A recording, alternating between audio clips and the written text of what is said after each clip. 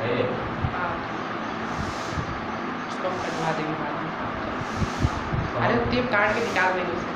बोलो अभी स्टार्ट है। हेलो फ्रेंड्स, कैसे हैं आप सभी। मैं रोहित मिश्रा, केमिस्ट्री टीचर।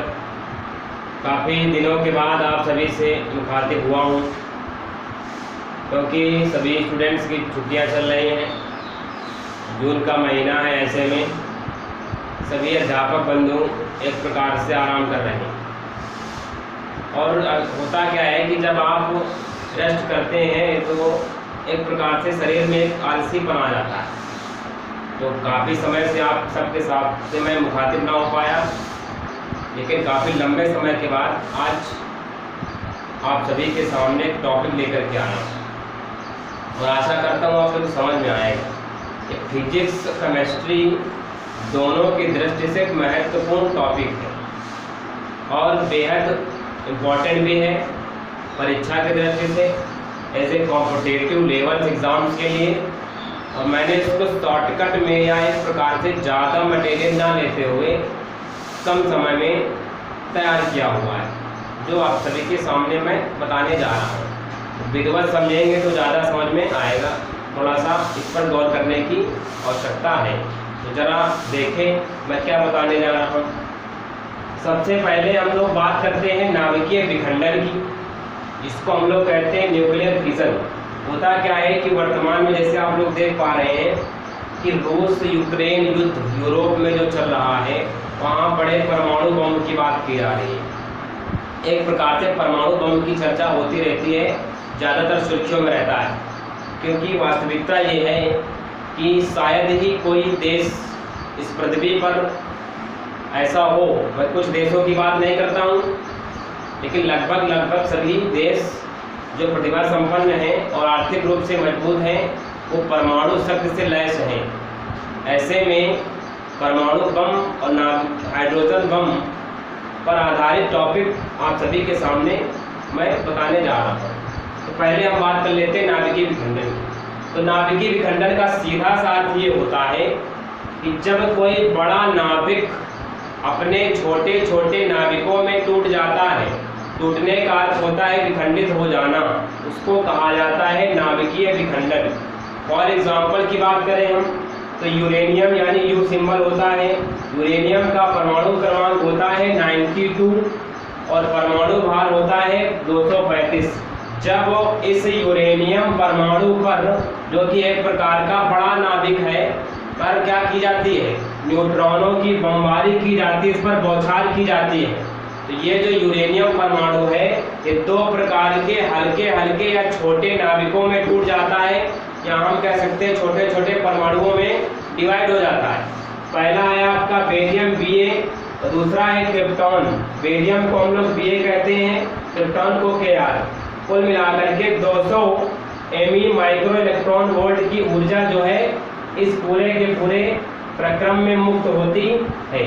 इसका मतलब 200 माइक्रो इलेक्ट्रॉन वोल्ट ऊर्जा भी निकलती है, साथ में कुछ बचे कुचे जो इलेक्ट्रॉन न्यूट्रॉन होते हैं, न्यूट्रॉन स्मॉल एन की जो बात करते हैं हम लोग, वो भी इसमें निकलते हैं। तो नाभिकीय विखंडन का अर्थ होता है बड़े नाभिक का छोटे छोटे नाभिकों में, हल्के नाभिकों में टूट जाना। अब जरा इसके टाइप्स के बारे में बात कर लें। तो होता क्या है कि ये जो नाभिकीय विखंडन हम लोगों ने समझा, ये दो प्रकार का होता है। इसको कहते हैं हम लोग नियंत्रित नाभिकीय विखंडन, कंट्रोल्ड न्यूक्लियर फिजन। दूसरा होता है अनकंट्रोल्ड न्यूक्लियर फिजन। नियंत्रित का मतलब ये होता है कि ऐसे नाभिकीय विखंडन जिसे कृत्रिम उपायों द्वारा नियंत्रित किया जा सके। कृत्रिम मतलब क्या होता है, मानव द्वारा कंट्रोल किया जा सके। अगर बाई चांस कभी विस्फोट हो जाता है, नाभिक का विस्फोट हो जाता है, तो मनुष्य उसको कंट्रोल कर सके, उसको कहते हैं नियंत्रित नाभिकीय विखंडन। इसका अर्थ एक और निकाला जा सकता है कि जैसे आपने एक न्यूट्रॉन लिया, तो एक न्यूट्रॉन के द्वारा ही पूरी की पूरी जो आपकी नाभिकीय विखंडन की अभिक्रिया है वो कंप्लीट हो जाएगी। दूसरा हम बात करने जा रहे हैं अनियंत्रित नाभिकीय विखंडन की। इसको कहते हैं अनकंट्रोल्ड न्यूक्लियर फिजन। ऐसी अभिक्रिया जिन्हें किसी भी उपाय द्वारा नियंत्रित नहीं किया जा सकता या कंट्रोल नहीं किया जा सकता, इसे परमाणु बम में इस्तेमाल किया जाता है। क्यों? अभी आप लोगों को बताया गया कि जब परमाणु बम का विस्फोट होता है, जब नागासाकी हिरोशिमा में इसको गिराया गया था, उसको कंट्रोल करना किसी के बस की बात नहीं थी। लाखों सैकड़ों लोग आज भी अपंग उत्पन्न हो रहे हैं। इसका मतलब ये जो अनियंत्रित नाभिकीय विखंडन की हम लोग बात कर रहे हैं, इसका प्रयोग परमाणु बम में किया जाता है, परमाणु बम के इस्तेमाल में इसका यूज किया जाता है। इसीलिए परमाणु बम अनियंत्रित है, इसलिए इसका नाम पड़ गया अनियंत्रित नाभिकीय विखंडन। क्वेश्चन यहाँ से बन सकता है कि परमाणु बम में कौन सी अभिक्रिया का इस्तेमाल होता है, तो आप क्या बताएंगे? नाभिकीय विखंडन की अनियंत्रित अभिक्रिया का। यहाँ से ये क्वेश्चन आपका बन सकता। अब इसी से मिलता जुलता टॉपिक हम बात कर ले नाभिकीय संलयन की। इसको कहते हैं न्यूक्लियर फिजन। इसमें क्या जस्ट अपोजिट कर देना है। जब दो या दो से अधिक हल्के नाभिक मिल करके संयोग करके योग करके एक बड़े नाभिक का क्या करते हैं? निर्माण करते हैं। तो इस तरह की जो अभिक्रियाएं होती हैं उनको कहा जाता है नाभिकीय संलयन, न्यूक्लियर फ्यूजन के नाम से जानते हैं। तो ये जो नाभिकीय संलयन की अभिक्रिया है, ये हाइड्रोजन बम पर आधारित है। इसके द्वारा हाइड्रोजन बम का निर्माण किया जाता है। अब एग्जाम्पल की बात कर ले तो 1H2 हाइड्रोजन, 1H2 हाइड्रोजन का परमाणु क्रमांक 1, परमाणु भार 2, इसका इस्तेमाल करना है। जब हाइड्रोजन के दो हल्के नाभिक मिले तो हीलियम का एक बड़ा नाभिक एक प्रकार से बन गया, हीलियम बन गया। और 223.6 माइक्रो इलेक्ट्रॉन वोल्ट की ऊर्जा भी इस क्रम में लगी। यहाँ मैंने प्लस का लिखा हुआ है, ठीक है ना। इसका मतलब ये हो गया इतने ऊर्जा, वहाँ ऊर्जा निकल रही थी, तो यहाँ आप क्या लगाएंगे? प्लस के बाद माइनस ब्रैकेट में लगा देंगे। इससे ये पता चलेगा कि ऊर्जा इसमें निकल रही है, इसमें इतनी ऊर्जा लग रही है। इसका मतलब 23.6 माइक्रो इलेक्ट्रॉन वोल्ट ऊर्जा का इसमें प्रयोग किया जा रहा है, तब जाकर के हीलियम परमाणु एक प्रकार से बनता है। इसको हम लोग कहते हैं नाभिकीय संलयन।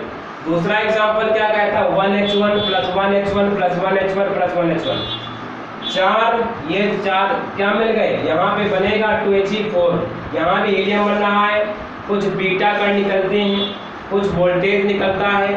प्लस आपका बताया मैंने 26.7 माइक्रो इलेक्ट्रॉन की ऊर्जा इसमें इस्तेमाल की जा रही है। कुल मिलाकर के जो नाभिकीय संलयन की अभिक्रिया है वो उच्च ताप और उच्च दाब पर आधारित है। तो हाइड्रोजन बम इसी प्रक्रिया के तहत बनाया जाता है।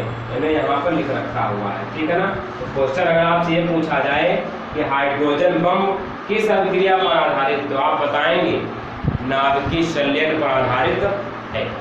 इस तरह से आज की क्लास ओवर करते हैं। नेक्स्ट क्लास में एक बढ़िया सा टॉपिक लेकर के आपके सामने लेकर के आऊँगा। उम्मीद करते हैं आप सभी को समझ में आया होगा। बहुत बहुत धन्यवाद।